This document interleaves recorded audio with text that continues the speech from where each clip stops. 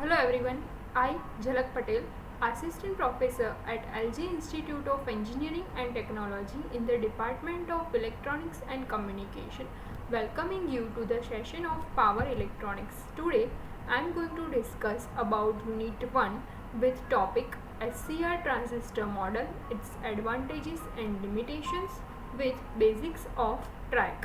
So let's start the session. First of all, the question is why reverse voltage rating is greater than the forward voltage rating. So before discussing about the voltage rating, we should know about its forward blocking state. So how SCR will operate in a forward blocking state.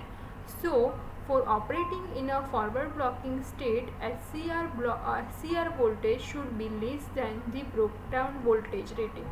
So it operates like this. In the figure you can see that for P and N junction it formed G1, between N and P the junction formed as J2, and between P and N junction formed named as J3. Here P anode is connected with the positive and cathode connected with the negative terminal.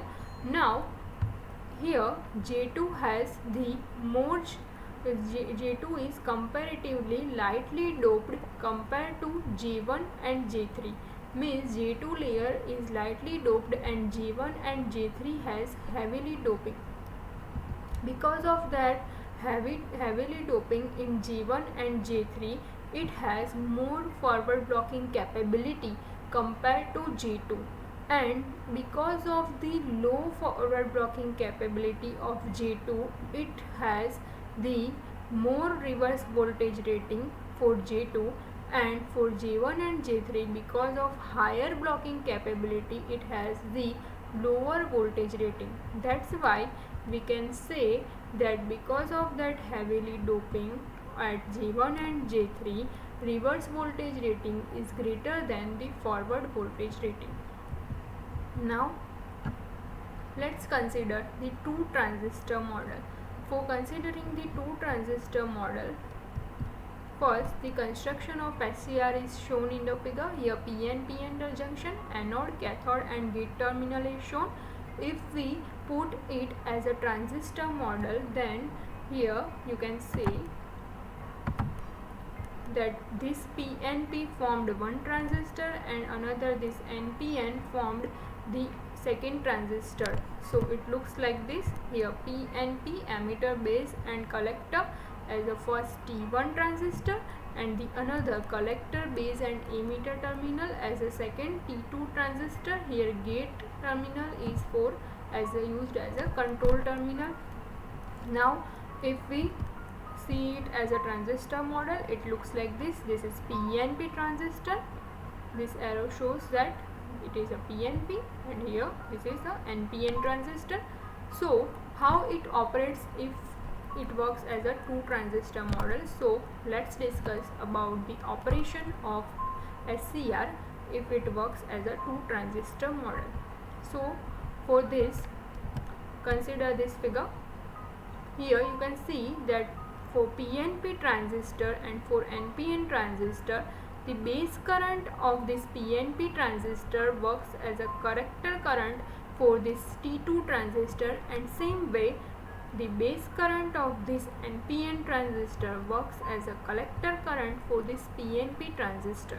So because of this type of construction, the current multiplication takes place at both the transistor. Here you can see that for PNP transistor, first gain is due to this Q1 transistor, and the second is the gain due to this T2 transistor, means alpha 1 into beta 1 current multiplication takes place. Same way for second transistor also, alpha 2 into beta 2 means the gain of the first transistor and gain of the second transistor takes place. Because of this current multiplication, the transistor works as in a saturation state, and because of that saturation state it works as a switch, means either it can be in a on state or it can be off state. means there is no active state in SCR, so it cannot be works as an amplifier. Now let's see how it will work as a switch. So to operate SCR as a switch, first consider this figure when SCR works as a closed switch. So here anode current is passing through the SCR IA. Because of the anode current passing through it, it has the higher current and lower voltage drop. Because of higher current passing through the SCR, it has the low resistance. Next is when SCR act as a open switch. So it is like this. Because of this open switch, no current is can pass through this construction, and because of that zero current through the device, and because of the zero current it has the higher resistance and higher voltage drop. Next is time requirements of SCR. We already discussed about the turn on and turn off process of SCR. We can easily turn on SCR by lowering the value of breakdown voltage of SCR, and we can easily turn off the SCR if we increase the breakdown voltage of SCR or by affecting its anode current. So we should consider the turn on and turn off time of SCR. Ideally, the turn on and turn off time should be 0, but practically it is not possible that turn on and turn off time is 0. So practically we should take it as minimum as possible.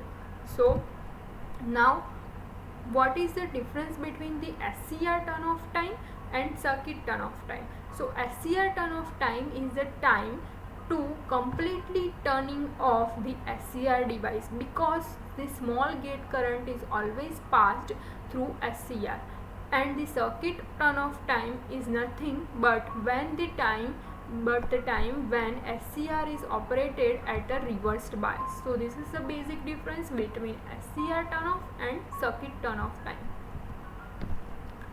Next is about the reverse recovery time. So reverse recovery time is due to the charge that is passing through the reverse recovery time duration.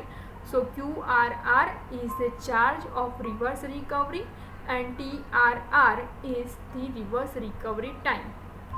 Based on this equation, let's see one example. Calculate the peak reverse recovery current for SCR if recovery time is 10 microsecond and reverse recovery charge is 150 microcoulomb. So reverse recovery charge means over here QRR value is mentioned 150 microcoulomb, means 150 into 10 raised to minus 6, and TRR means this 10 microsecond means 10 into 10 raised to minus 6. So all you have to do is 2 into 150 into 10 raised to minus 6 divide by 10 into 10 raised to minus 6. If you do this, you get the answer 30 ampere. So 30 ampere is our peak reverse recovery current for SCR. Now next is about the pros and cons of the SCR. So first let's take the advantages of SCR. Obviously SCR is a high power handling capability. Because of that it can handle the large current, large voltage and large power. Next is about the voltage drop. Obviously because of high power handling capability, it has a smaller voltage drop across the device. It can easily turn on or turn off by affecting the breakdown voltage. Next is we can also control the power delivered to load. If we put the smaller value of load, then we can easily manage the power required for the circuit. Next is limitations. SCR cannot be operated at a high frequency, means we can only operate it up to a range of either 1 kilohertz. It has a gate current cannot be negative, because SCR operates at only positive gate current, and because of that feature it can operate only in one directional. So SCR is a unidirectional device. Its gate current is only positive, no negative. So it is operated in only one direction. That is the limitation of this. Next is it can turn on accidentally. Because of this accidental turn on time of SCR, it has the higher rating of dV by dt and di by dt, and to prevent this accidental turn on, the various number circuit can be used. Next is about where we can use this SCR. So we already discussed about the different classification of power circuits in the previous lecture. So it can be used as in a control rectifier, means in a AC to DC converter, as an inverter, means DC to AC converter. We can also use the two SCRs in a configuration. We can also use it as a battery chargers, or maybe a choppers, or AC switch, static switch, because it operates in a saturation region. Because of that, we can use it as a switch, as a speed control of motors, and as a voltage stabilizer. We can discuss about these two applications in unit number 3 in detail, as a voltage stabilizer, how it can be used and how it can control the speed of motor. Next is TRIAC. TRIAC, the full form is triode for alternating current.